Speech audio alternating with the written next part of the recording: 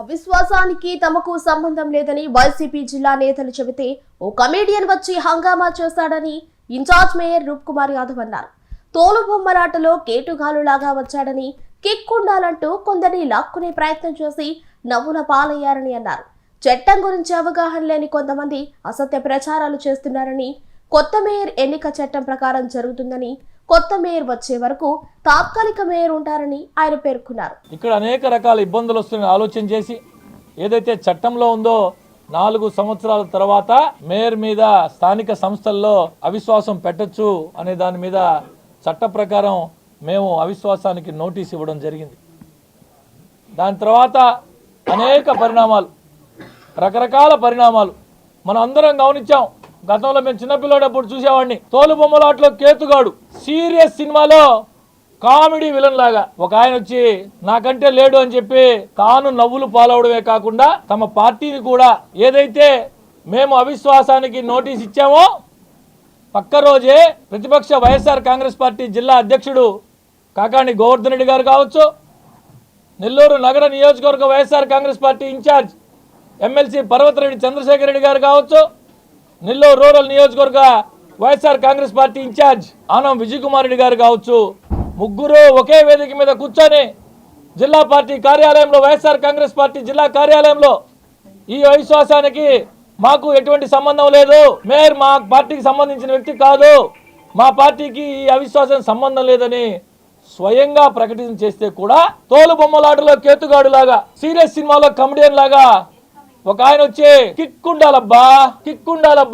ఎటుపోయాడో పాపం తెలియదు, ఎక్కడున్నాడో తెలియదు. నేను ఎక్కడో చూసా, నేను నా ఆఫీసులో కూర్చోన్నాను, రండి మహాప్రభు రండి అని ఆయన సొంత ఛానల్ అదే ఏడు కూడా చుండాల 4th ఎస్టేట్, ఇదిగో ఇక్కడే ఉన్నాడు మా ప్రసాద్, పాపం లైవ్ చూస్తూ ఉంటాడు అక్కడ.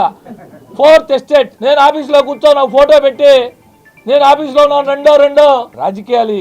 ఇక్కడ మేము చట్ట ప్రకారం ఏదైతే చట్టంలో పొందుపరుచుందో దానికి అనుగుణంగా కోట్లాది రూపాయల నిధులు మంత్రివర్యులు, శాసనసభ్యులు, పార్లమెంట్ సభ్యులు కలిసి తీసుకొస్తుంటే కార్పొరేషన్ సమావేశాలు జరగట్లేదు, అనేక రకాల ఇబ్బందులు ఉన్నాయని మేము అవిశ్వాసాన్ని నోటీస్ ఇస్తే ఏదో సాధించినట్టు, ఏదో చేసేసినట్టు తెలుగుదేశం పార్టీకి షాక్. ఏమి షాకు? 53 మంది సభ్యులుంటే 42 మంది సభ్యులు హాజరయ్యాం.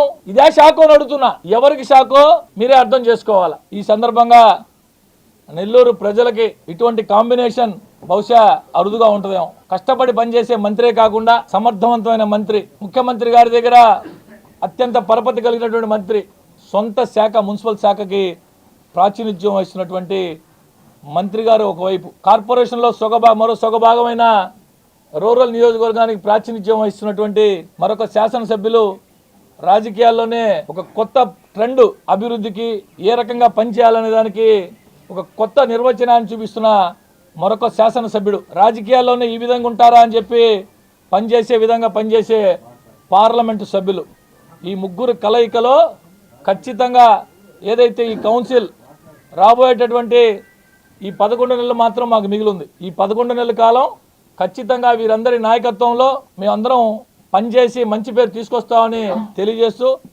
ఒక ముఖ్యమైన అంశం మీ ద్వారా అందరికీ తెలియజేయాలనుకుంటున్నా. రూప్ కుమార్ని మేయర్ చేసేదానికోసం తెలియని కొంతమంది, చట్టం అంటే ఏందో తెలియని కొంతమంది అవగాహన లేకుండా మాట్లాడుతున్నారు. ఎవరో పనికి మాలినోళ్ళు అక్కడ కూర్చొని మాట్లాడేదానికి నిజం అని చెప్పి నమ్ముతున్నారు. మీ ద్వారా వాస్తవాలు తెలియజేసుకుంటున్నా, అందరికి తెలియజేయాలనుకుంటున్నా. ఖచ్చితంగా నెల్లూరు నగర కౌన్సిల్ మేయర్ పదవి ఎస్టీ జనరల్కి రిజర్వ్ కాబడి ఉన్నది. తిరిగి ఎస్టీనే మేయర్ అవుతారు.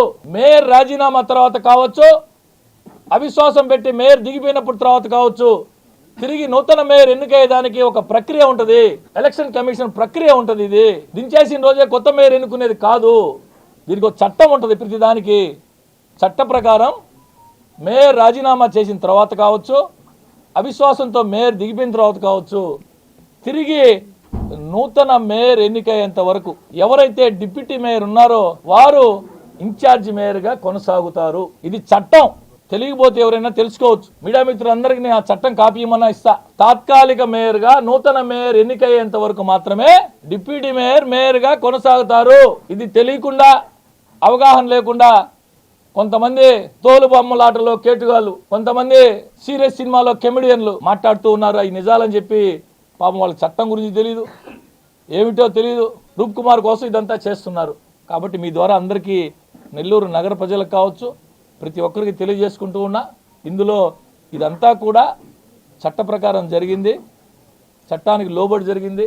ఏదైతే ఆకాంక్షలతో ప్రజలు కూటమి ప్రభుత్వానికి పట్టం కట్టారో వారందరి ఆకాంక్షల మేరకు అటు జిల్లా అధ్యక్షుడు కావచ్చు, మా జోనల్ కోఆర్డినేటర్ రామ్ గోపాల్ రెడ్డి గారు కావచ్చు, పెద్దలందరి సమన్వయంతో రాబో రోజుల్లో బ్రహ్మాండంగా ఈ కౌన్సిల్ మీరే గమనిస్తారు. ఇప్పటికీ బిఫోర్ అండ్ ఆఫ్టర్ మీరే ఖచ్చితంగా ఆ వ్యత్యాసాన్ని గమనిస్తారని చెప్పి ఈ సందర్భంగా తెలియజేసి, ఇది ప్రత్యేక సమావేశం. దీని పేరే ప్రత్యేక సమావేశం. ఒకే ఒక సింగిల్ అజెండా. మేయర్ గారు రాజీనామా చేసిన తర్వాత, ఇందాకే నేను చెప్పే council is an autonomous body, స్వయం ప్రతిపత్తి కలిగినటువంటి సంస్థ. మాకు మేమే రాజ్యాంగం లాగా ఒక అటానమస్ బాడీ. మేయర్ గారు రాజీనామా చేసినా దాన్ని కౌన్సిల్ ఆమోదించింది, ఇది చట్టం. ఈరోజు దాని కొరకు ప్రత్యేక సమావేశాన్ని ఏర్పాటు చేసుకున్నాం. సభ్యులందరూ ముక్త కంఠంతో మేయర్ గారి రాజీనామాని ఆమోదించడం జరిగింది. ఇది తప్ప వేరే అంశం దీంట్లో పెట్టేదానికి కూడా లేదు, పెట్టకూడదు కూడా. ఇది ప్రత్యేక సమావేశం కాబట్టి ఓన్లీ మేయర్ రాజీనామా అంశం మాత్రమే ఈరోజు పొందుపరచడం జరిగింది.